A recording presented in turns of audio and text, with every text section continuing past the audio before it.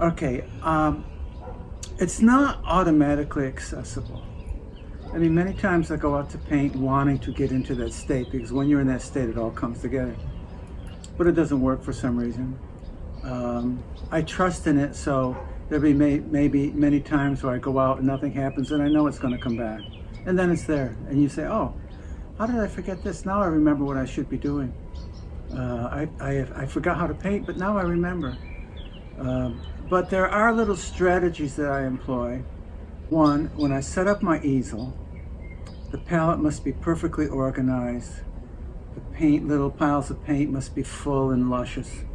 The palette is clean before I begin. My brushes are clean before I begin.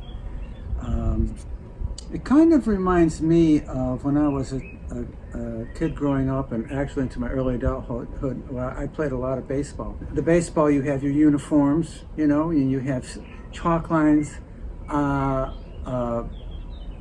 put down on the soil, and everything is crisp and lovely and beautiful and wonderful. And I think that has kind of stayed with me. I love the beginnings of things. So I do that with regard to the palette and the brushes and the colors and so on. The other thing I do is I play music that I think will lift me up.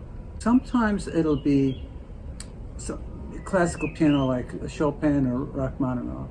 I need to get into that place where subtle nuances will express what I'm feeling, communicate what I'm feeling. Or sometimes it's like with Beethoven, it's a surprise. And so I need to have a surprise. I'll build in a surprise every once in a while. I'll really strike the canvas hard. So as I'm playing the music, I'm getting absorbed into that mentality.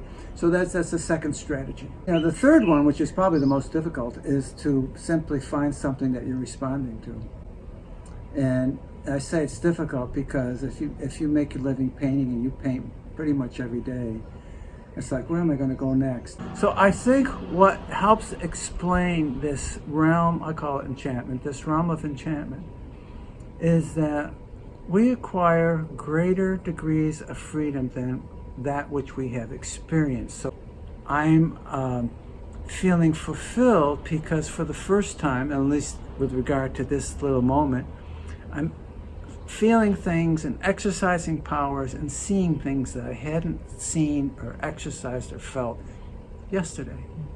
And you grow, and you become more, and the process of work becomes the medium by which you create who you are. That's terribly fulfilling, and some people think it's the most fulfilling thing there is on the planet.